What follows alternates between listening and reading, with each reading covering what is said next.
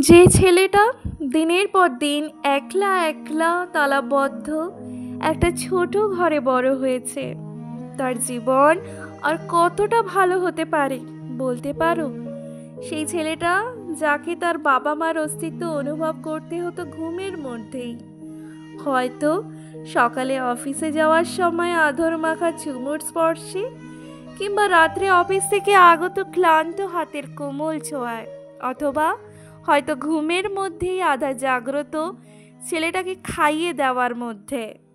যে শত ইচ্ছার পরও বাবা মাকে রাত 9টা কিংবা 10টার আগে কখনো কাছে পেত না, যার সময় কাটত তালা দেওয়া বন্ধ দরজা বা জানলার ফাঁক দিয়ে রাস্তায় খেলতে থাকা বাচ্চাগুলোর দিকে তাকিয়ে, কিংবা ওর বন্ধুদের তাদের ভাই বোনেদের সাথে পাগলামি দেখে।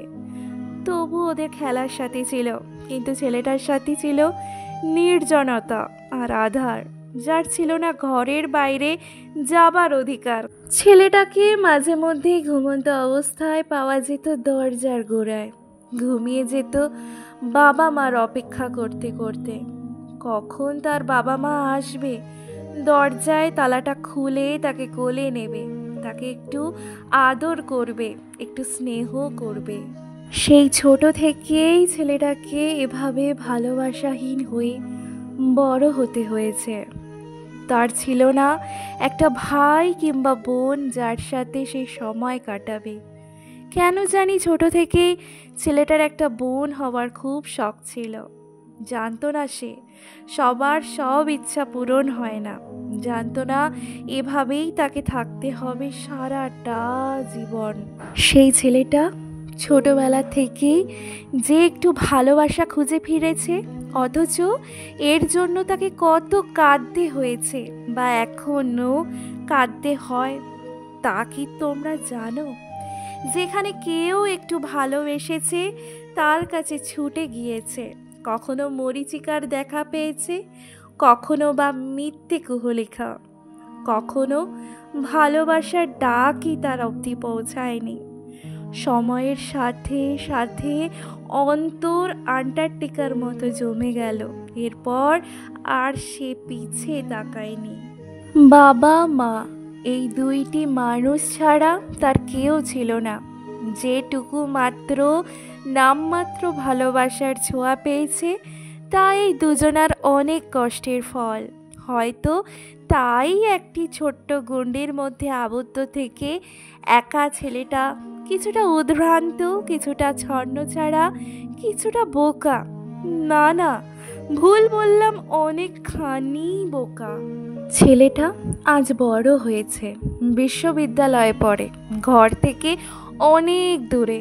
এখন সে অনেক কিছুই বুঝতে শিখেছে, অথচ বোঝে না কি করে তার অতি হিসাবী মা প্রতিদিন তার সাথে অপ্রয়োজনীয় কথা বলে টাকা নষ্ট করে। তার ব্যস্ত বাবা তাকে এক নজর দেখার সব সময়ের জন্য উতলা হয়ে থাকেন। ছোটবেলাটা যাকে একটা চকলেটের টাকার জন্য কাঁদতে হয়েছে, আজ তাকে টাকা প্রয়োজন না হলেও পাঠাতে দ্বিধাবোধ করছেন না। এই ভালোবাসাটা সে ছোটবেলার অনেক চেয়েছে, অনেক কান্নাকাটিও করেছে, কিন্তু হয়তো বাবা মা ইচ্ছা সত্ত্বেও দিতে পারেননি। কাকা কাকিরা হয়তো দেওয়ার প্রয়োজন বোধ করেননি। পিসিরা ছোট বাচ্চাকে হয়তো গ্রহণ করতে পারেনি। দিদার সময় হয়তো তার মেয়ের বাচ্চাগুলোকে দেখতে চলে গেছে। ছোট্ট ছেলেটাকে কে কোনো দিন কোলে নেওয়ার টাইমই পায়নি। সে তখন এগুলোকে নর্মাল ধরে নিত। আসলে ছোটবেলাটা অনেক সুখের। কারণটা জানো? কারণ তখন আমরা অবুঝ থাকি। জানো, এখন একা একা পড়ে থাকি সব সময়। আমি সুখে না থাকি, কিন্তু যাতে কেউ কখনো আমাকে দুঃখ না দিতে পারে। আমাকে দেখলে কেউ বুঝবেও না আমার মাঝে কতটা দুঃখ লুকিয়ে আছে। কেউ বুঝবে না আমার ওই বোকা বোকা হাসিটার পেছনে কত কান্না জমা আছে। সারাটা দিন আমার এখন তাদের সাথে হেসে হেসে খেলে কেটে যায়। জানো আজ কেন ছাদে চিত হয়ে শুয়ে জ্যোৎস্না দেখছি? আমি যাকে ভালোবেসেছিলাম তাহার আজ বিয়ে। শুয়ে শুয়ে তাই আজ নিজের জীবনের সুখের স্মৃতিগুলো মনে করছি। আমার বন্ধু আমার দিকে তাকিয়ে বুঝতে পারলো আমার চোখ দিয়ে জল পড়ছে। মনটা খারাপ হয়ে গেল ওর। ও আমায় বলল, যে তোকে এতটা কষ্ট দিল তার জন্য কেন চোখের জল ফেলছিস তুই? সব ভুলে যা।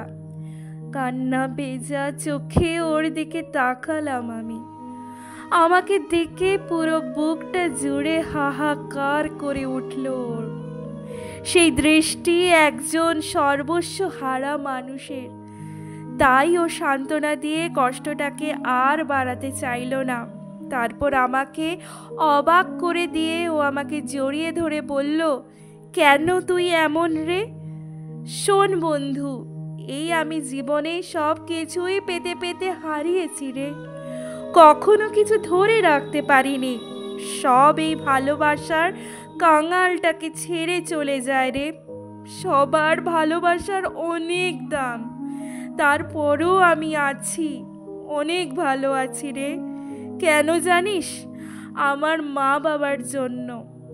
তারা ছোটবেলায় হয়তো আমাকে ততটা সময় দিতে পারেননি, যা আমি চেয়েছি তা দিতে পারেনি, কিন্তু তারা সব সময় আমার পাশে ছিলেন। আমার প্রতিটা সিদ্ধান্তে তারা আমাকে সাপোর্ট করেছেন। তাই আমি এখন তাদের জন্যই বেঁচে আছি, তাদেরকে নিয়ে অনেক অনেক ভালো আছি। আমার বন্ধু আমাকে দেখে চোখের জল আটকাতে পারল না। আমার মতো অবুঝ, বদরাগী, একটু খামখেয়ালি বন্ধুটাকে জড়িয়ে ধরলাম শক্ত করে। আর আমি তখন ওর দূর আকাশ তার দিকে তাকিয়ে গুনগুন করতে লাগলাম। সারা দিন কাটে আমার হেসে খেলে, শুধু রাত জানে আমি কতটা কষ্টে। সবাইকে বলি প্রাণ খুলে হাসতে, কিন্তু নিজের হাসিতেই শূন্যতা রয়েছে। সবাই দেখতে থাকে চঞ্চল দুরন্ত সত্তাটাকে। কেউ কোনো দিন বুঝতে পারে না নিঃসঙ্গ আমাকে গ্রাস করে চলেছে ক্রমাগত।